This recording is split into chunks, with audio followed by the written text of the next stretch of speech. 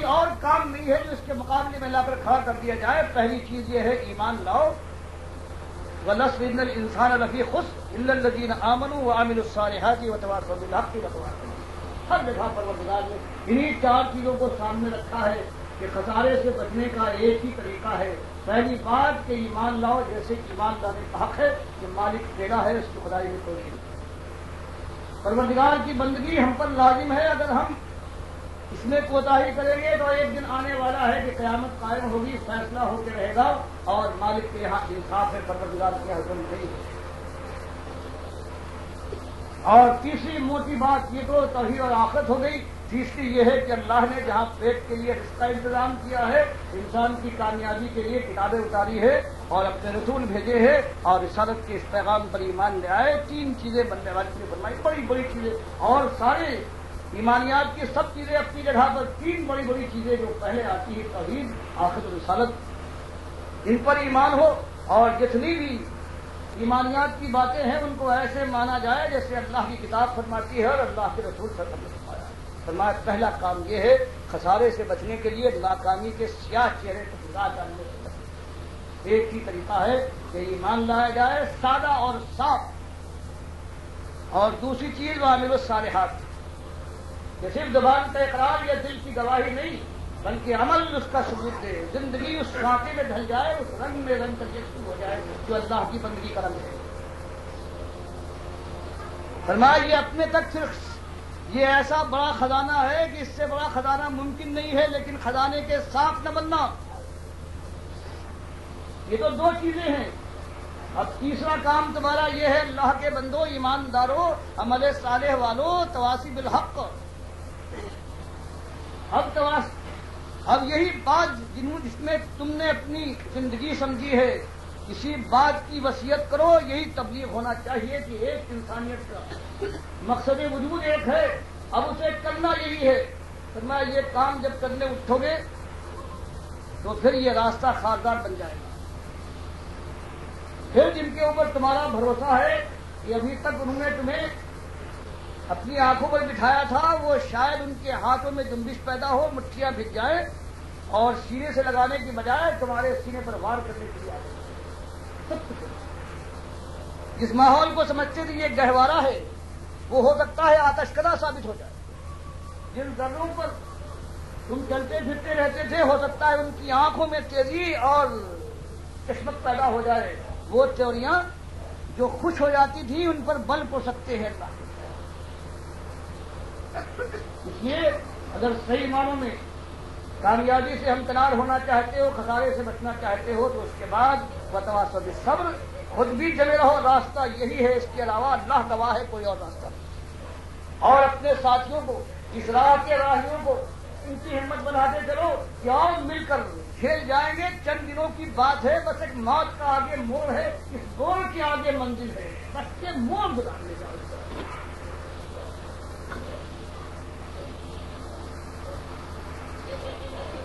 فرمایا گیا یہ, اور دعوت کے انداز میں فرمایا گیا ادعو الی سبیل ربک. ایک ہی دعوت ہے, ایک ہی چیز کی طرف دعوت ہے, اللہ کے راستے کی طرف. کہ اللہ کی بندگی اختیار کر لو جیسے اللہ فرماتا ہے اپنی کتاب میں اور اپنے نبی صلی اللہ علیہ وسلم کی زبان سے اس نے بیان واضح فرما دیا ہے, سبیل فرما دی, ایسے کرو اللہ کی رسول. یہ ہے اللہ کا سبیل, اللہ کا راستہ, تمہارا رب کا راستہ, تمہارا پالنہار پروردگار ہے, اس کے راستے, کسی غیر کے راستے کے, اسی ایک کے راستے بالحکمہ. ایسے لوگ آئیں گے, سمجھدار ہوشیار آئیں گے, دلیل سے بات ماننے والے آئیں گے. ان کے سامنے اللہ کی کتاب کی وہ آیتیں رکھو, وہ دلائل پیش کرو جو اللہ تعالیٰ نے ساری کائنات کے لیے حکمت اور دلیل سے بھر دیا ہے اپنی کتاب کو, وہ رکھو. ان کے ذہن ہے, ذہن رسا پائے ہیں, ان کی عقل یہ سوری ہوئی عقل ہے, ابھی تک صحیح بھٹکے ہوئے ہیں. ان دلائل کے ساتھ صاف اور چستہ انداز سے ان کے سامنے بات کرو گے تو ایسا کرو, ہو سکتا ہے کہ ہوشیار لوگوں میں سے ہو, ان کے سامنے حکمت کے ساتھ بات کرو.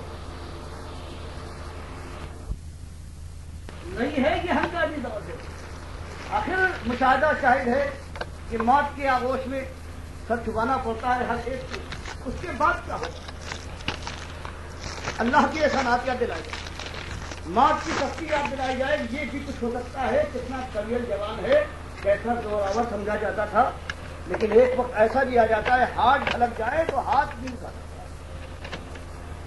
یہ مٹکنے والی آنکھیں تھکنے والی، ان کا عالم یہ ہو جائے کہ اگر یہ پتھرا کر چڑھنے لگے تو انسان کی طاقت میں نہیں رہتا کہ ان کو اپنی جگہ پر قائم رکھ سکے، اور یہ پیر جو آج منو بوجھ اٹھائے پھرتے ہیں یہ ایسے شل ہو جاتے ہیں، پنڈی سے چمٹ جائے تو یہ لازمی میں لائے گا، اور پھر اس کے سامنے جذبات کو انجام سے باخبر کیا جائے کہ یہ الاؤ ہے جہنم کی آگ کا، اور یہ جنت کی بادشاہی ہے کہ جہاں جانے کے بعد اب تمہاری مرضی ہمیشہ راج کرے گی اگر تم پہنچ گئے جوانی کو، اور وہاں تمہاری مرضی خلاف کبھی کوئی بات نہ ہوگی، جوانی سرمدی ہوگی، خوشی لازوال ہوگی، صحت پر بیماری کا ایک حملہ نہ ہوگا، جو چاہو گے ملے گا، جو سوچ لو وہ تمہارا حق ہے۔ فرمایا اس کے بعد یہ دو گروہ ہیں، ایک تو ہوشیار لوگوں کا ہے، ان کے سامنے دلائل کی انبار لگاؤ اس انداز سے کہ ان پر بات نہ ہو، جذبات کو اپیل کرو موضع حسنہ کے ساتھ، وجادلہم باللتی ہی احسن، اور بعض ایسے ہوں گے بہرحال وہ لڑنے پر تیار ہوں گے، پرانی روش کو آہستہ سے آسانی سے نہیں چھوڑیں گے۔ فرمایا ان سے جب مقابلہ ہو، مناظرہ ہو، گفتگو ہو، بحث و تمہیص ہو تو اس کے بعد پھر احسن طریقے سے نہ اشتعال ہوگا، نہ زبان کی تیزی ہوگی، نہ انتقامی کوئی جذبہ ہوگا، نہ برابری کا معاملہ ہوگا، تم نے ہمیں برا کہا ہم بھی تم کو برابر کا برا فرمائیں گے، سب کچھ یہ تحمل کے ساتھ ہے، یہ نرمی کے ساتھ ہے، یہ ہوشیاری کے ساتھ، جذبے خیرخواہی کے ساتھ کرتا ہے۔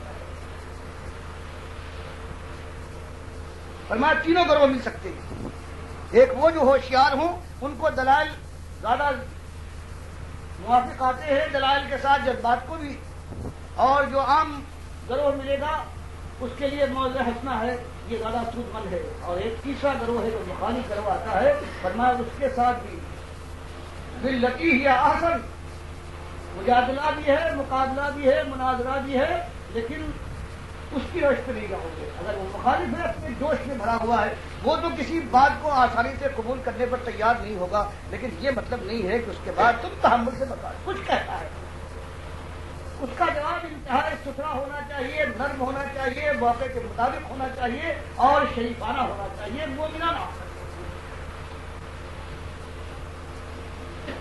کس انداز سے اگر یہ بات اٹھے گی کچھ حالت نہیں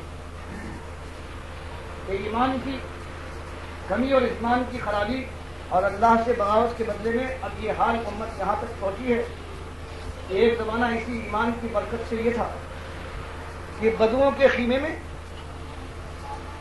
ان کا خیمہ ہو یا ان کا چھوٹا سا گھر ہو، مال غنیمت سے یا بیت المال سے جو ان کو ملتا تھا وہ ان کے رکھنے کی جگہ نہیں تھی، ان کی لوڈیاں، ان کے غلام، ان کا سونا چاندی، ان کا سامان، ان کے جانور، ان کو رکھنے کے لیے ان کو موقع کسی ایمان کی برکت سے دنیاوی ہے، دنیا میں ان کی بات کی جس طرف وہ نکل گئے ہیں۔ چند سالوں کے اندر یہ ہوا ہے کہ ایک ایک پورے ملک کی آبادیاں دو ایک تین سال کے اندر 80%، 90% ایمان میں تبدیل ہو گئی ہیں۔ صرف یہ ان کا تبلیغ کا انداز تھا کہ قول کی بھی، عمل کی بھی، خلوص کی انتہا کر ڈالی ہے۔ لوگوں نے جب نقشہ دیکھا ہے کہ یہ وہ لوگ ہیں اور یہ واقعات کے لیے عبرت کا ہوگا، کتنی جلدی 100 سال کے اندر وہ بات باقی نہیں رہی ہے۔ اور بنو امیہ کی جن کے لشکروں نے افغانستان کو متحیل اس زمانے میں،